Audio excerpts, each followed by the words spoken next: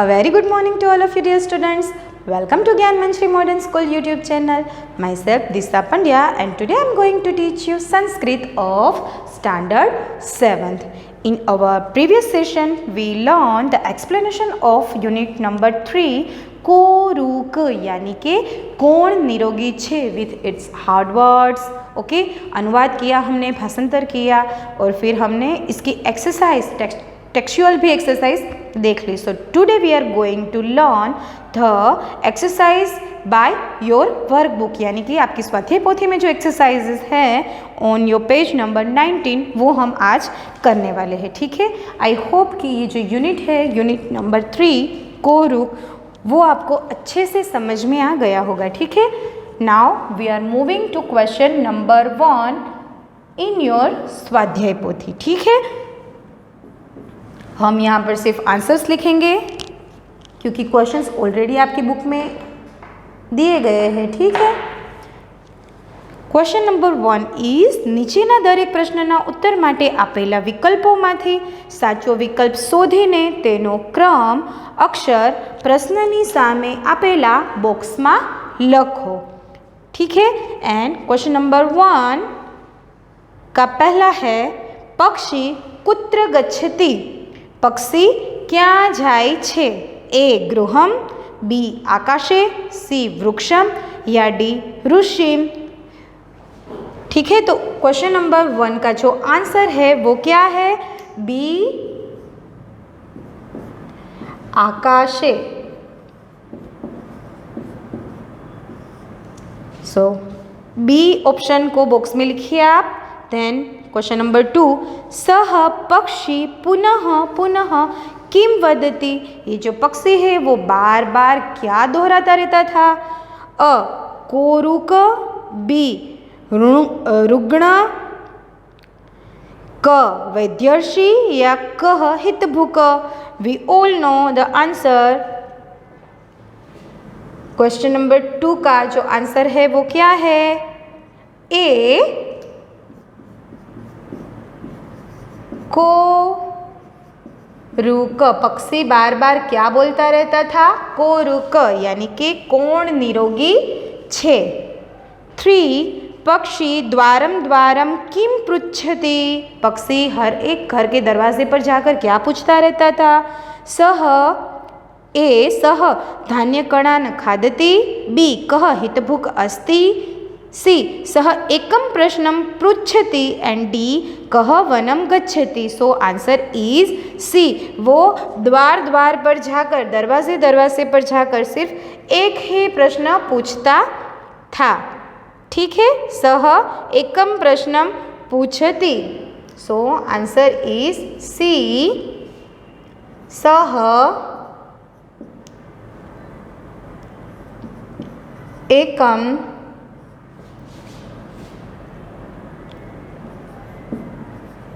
प्रश्नम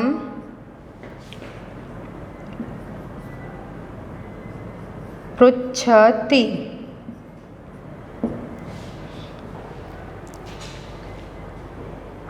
question number 4 जनाः किम कुर्वन्ति.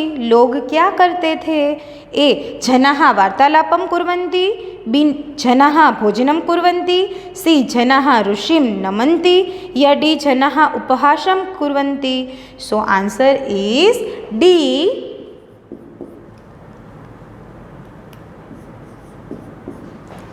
जनाः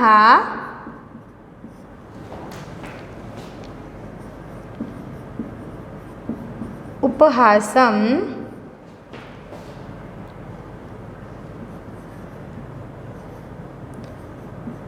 कुर्वन्ति.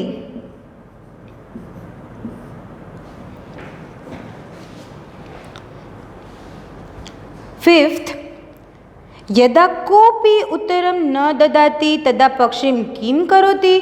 जब किसी ने पक्षी को उत्तर नहीं दिया तब पक्षी ने क्या किया? ए सह निराशः भवति, बी सह प्रश्नं पुनः पुनः पृच्छति, सी सह वनं गच्छति एंड डी सह स्वस्थानं गच्छति. सो आंसर इज ए सह निराशः भवति, क्योंकि किसी ने जब उसको आंसर नहीं दिया तब वो क्या हो गया था, डिप्रेस हो गया था, निराश हो गया था। ठीक है, सो द आंसर इज ए सह निराशः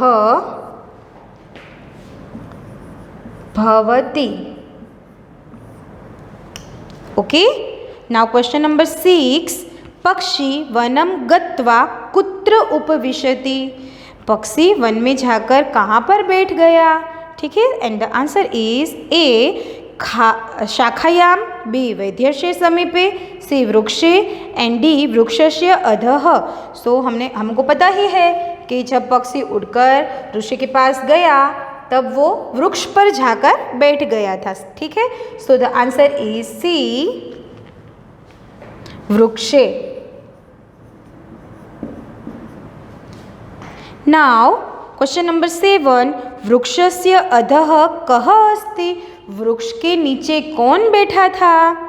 ए साधकः, बी योगी, सी निराशः पक्षी या डी वैद्यर्षि वाग्भट। हमने लेसन में देख लिया था कि जब पक्षी वृक्ष की डाली पर जाकर बैठता है तो वृक्ष के नीचे वैद्यर्षि वाग्भट बैठे हुए थे। So the answer is D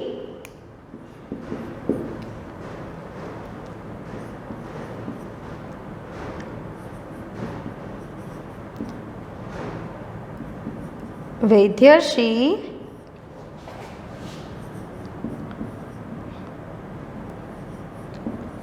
Vagbhata.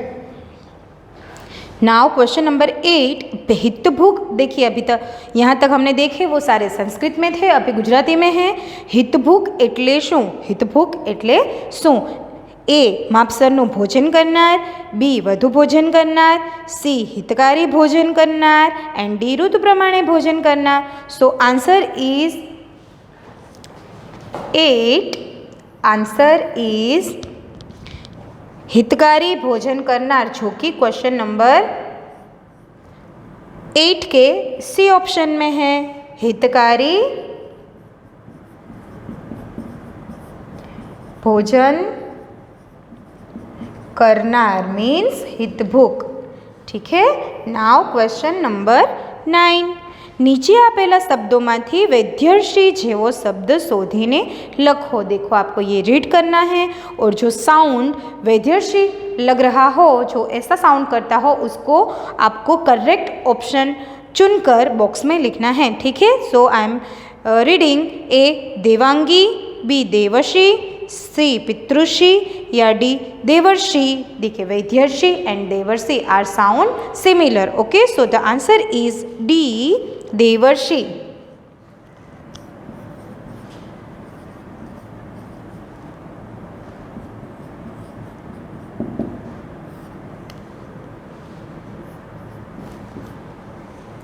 Question number 10, वृक्ष नीचे क्या ऋषि छे।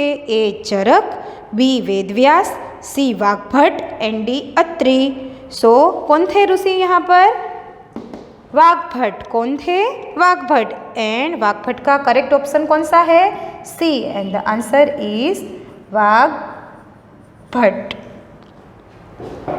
नाउ क्वेश्चन नंबर 11, आकाश माटेनो संस्कृत शब्द आपो।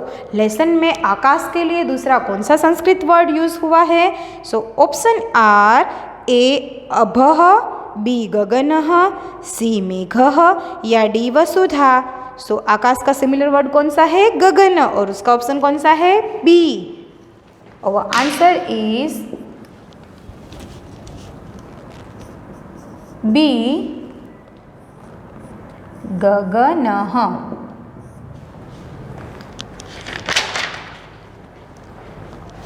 Okay, now question number 12,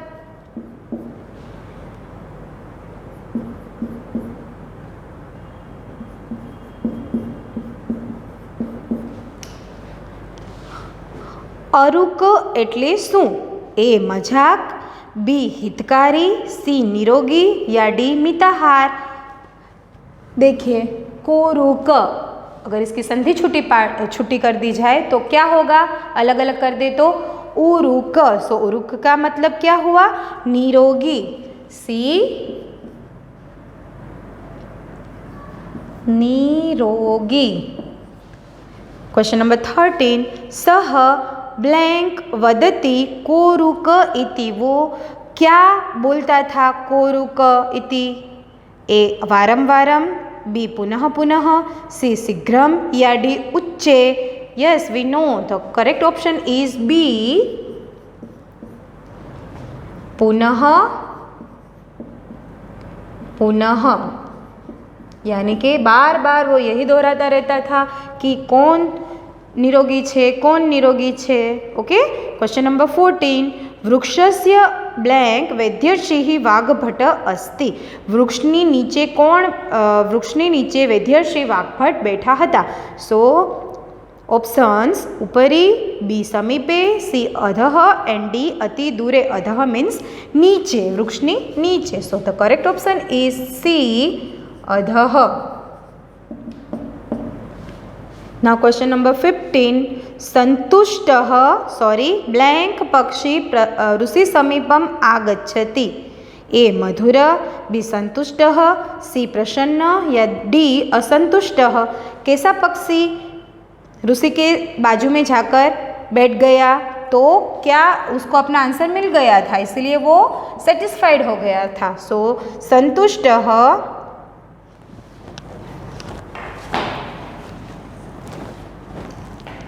B संतुष्टः पक्षी ऋषि समीपम आगच्छति। Write down.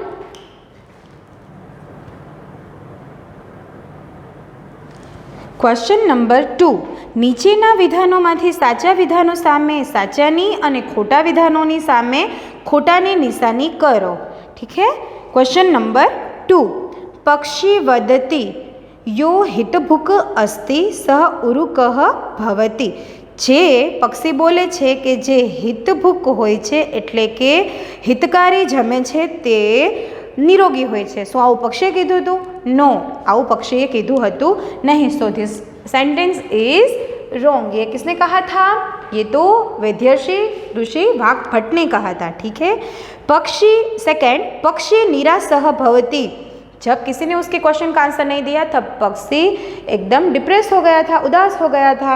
ये बात सच्ची है। So the answer is right. Next, यह हितकारी भोजनम न करोति। जो हितकारी भोजन नहीं करता है ऐसा किसी ने भी नहीं कहा था, इसलिए ये जो सेंटेंस है वो रॉन्ग है। नेक्स्ट, सह एव निरोगः भवति इति। वो हमेशा निरोगी रहता है। ये ऋषि ने कहा था। किसने कहा था? ऋषि ने। तो so the sentence is right.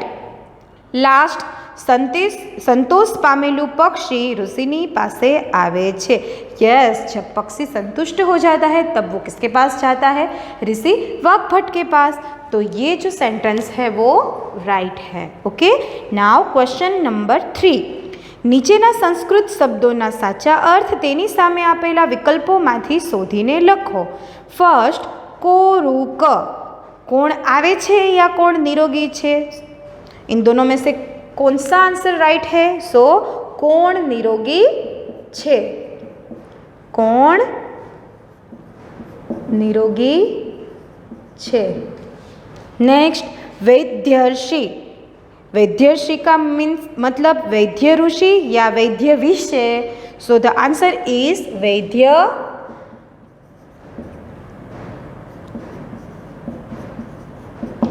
Rishi. Next, शृणोति। इसका मतलब संभळावे छे या सांभळे छे। वदति मीन्स बोले छे या तो संभळावे छे, बट शृणोति का मीन्स क्या होता है? सांभळे छे।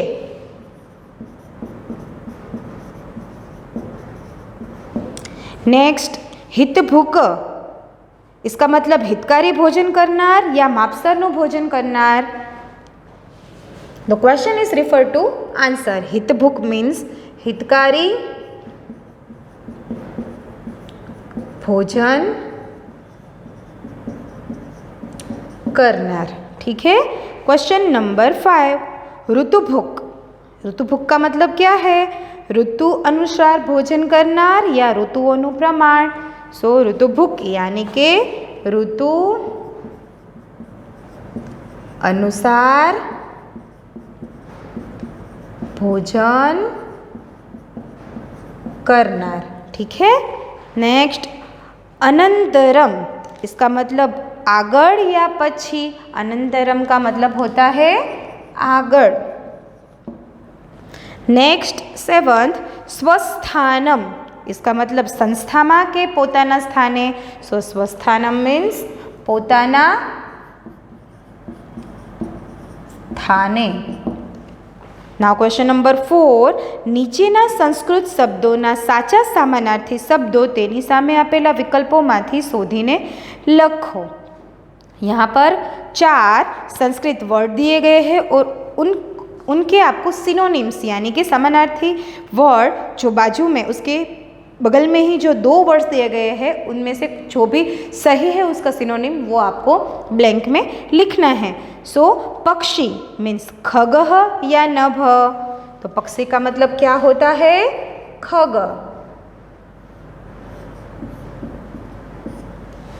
नेक्स्ट आकाशनम, उसका मतलब नीरजः या गगनः। गगनः। वृक्षः वर्षः या तरुः। So the answer is तरुः।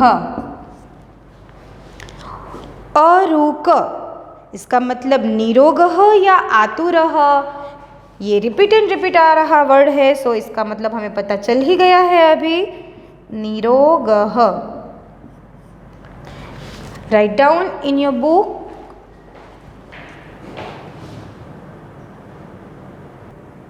Question number 5, નીચે આપેલા સંસ્કૃત શબ્દોના વિરુદ્ધાર્થી શબ્દો તેની સામે આપેલા વિકલ્પોમાંથી શોધીને લખો। देखिए यहाँ पर आपको क्या लिखने हैं? एंटोनिम्स, जो आपको क्रॉस के पहले जो वर्ड्स दिए गए हैं उनके एंटोनिम्स यानी कि विरुद्धार्थी शब्दों लिखने हैं। तो हमारा पहला है पुनः पुनः, जिसका मतलब होता है वारंवार। तो ये तो हमारे ऑप्शन में है ही, तो ये इसका एंटोनिम नहीं हुआ। तो इसका एंटोनिम क्या है?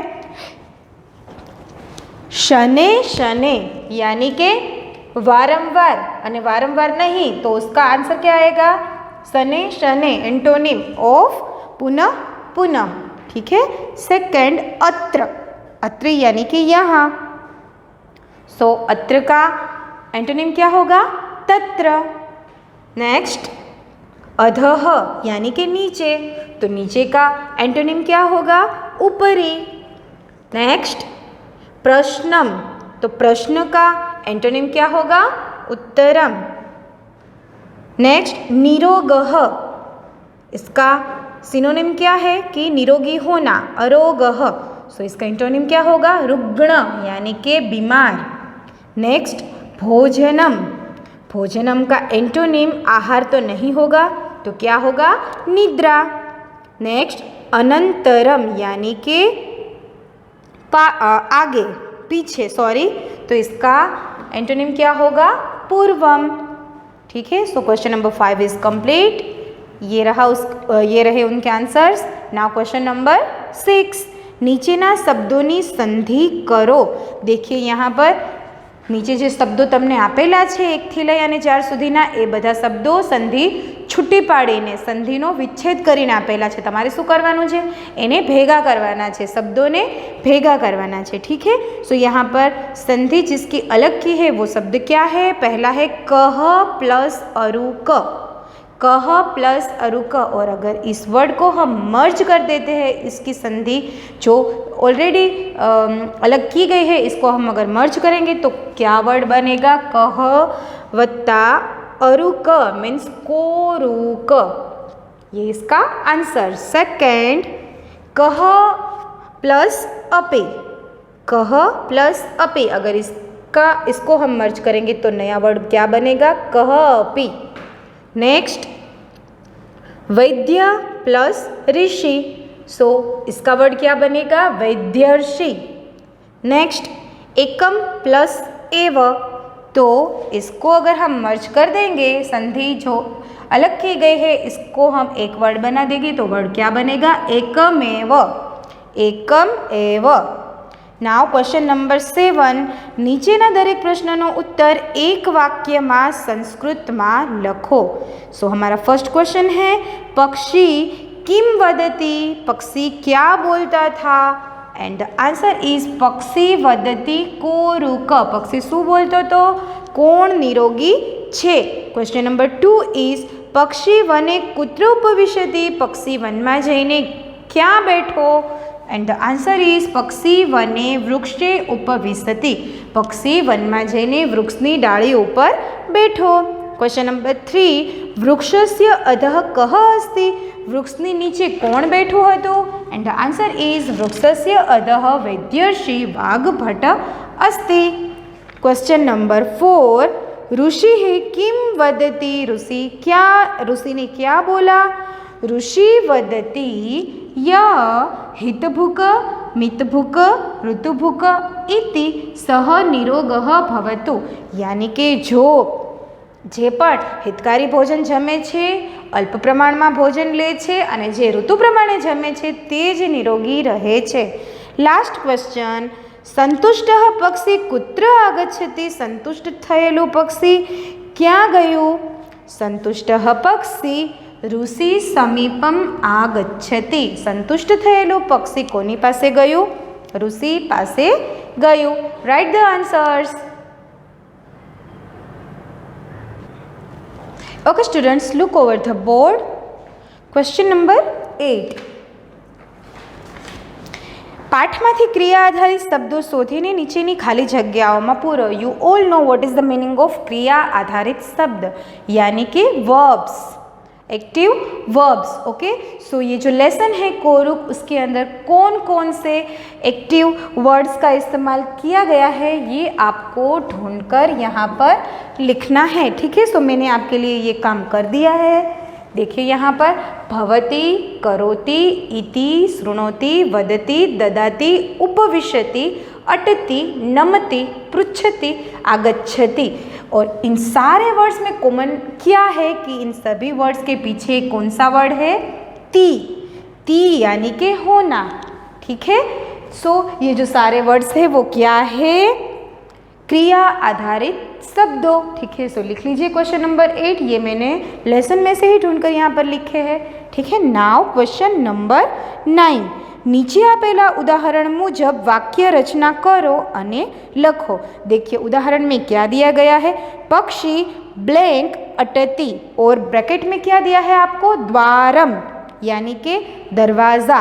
तो आपको सेंटेंस कुछ इस तरह से बनाना है, पक्षी द्वारम द्वारम अटती। देखिए पहला जो द्वार है उसके ऊपर अनुस्वार का यूज़ किया है। अनुस्वार मीन्स पॉइंट, द्वारम, और उसी द्वारम को हम संस्कृत में द्वार एंड म इस तरह से भी लिख सकते हैं। सो आपको सारे के सारे सेंटेंसेस में जो ब्रैकेट के अंदर आपको वर्ड दिया गया है उसको 2 बार, एक बार अनुस्वार के साथ और एक बार म के साथ रिपीट करके सेंटेंस रीराइट करने हैं। ठीक है, सो हम यहाँ पर देख लेते हैं क्वेश्चन नंबर 1, भिक्षुकः ब्रैकेट में गृहम गच्छति।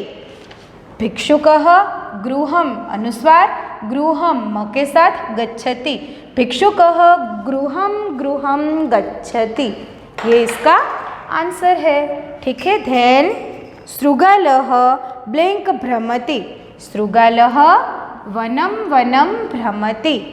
नेक्स्ट नृपः ब्लैंक गच्छति, नृपः नगरम नगरम गच्छति। नेक्स्ट साधुः तीर्थम विहरति, साधु Theertham Theertham विहरति।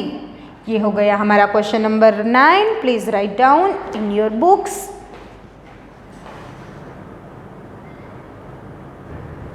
Okay students, question number 9 तक हमने कर लिया। Question number 10 and question number 11 मैंने जब आपको टेक्सचुअल एक्सरसाइज करवाई थी तब वो हमारा आ गया था। क्वेश्चन नंबर 10 में क्या है? નીચે આપેલા उदाहरण प्रमाणे वाक्य रचना करो, जो मैंने ऑलरेडी आपको अपनी टेक्स्ट बुक में करवा दिया है, सो वहाँ से देखकर आप ये कर लीजिएगा। एंड क्वेश्चन नंबर 11 क्या है, नीचे आपेला गद्य खंडों गुजराती में अनुवाद करो।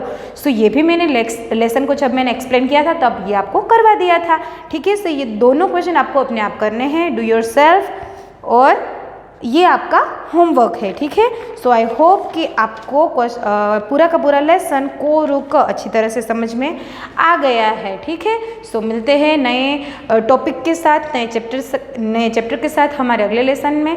तब तक के लिए घर पर रहिए, मास्क पहनिए जब भी बाहर जाए, सुरक्षित रहिए, ठीक है। Stay home, stay safe, good bye.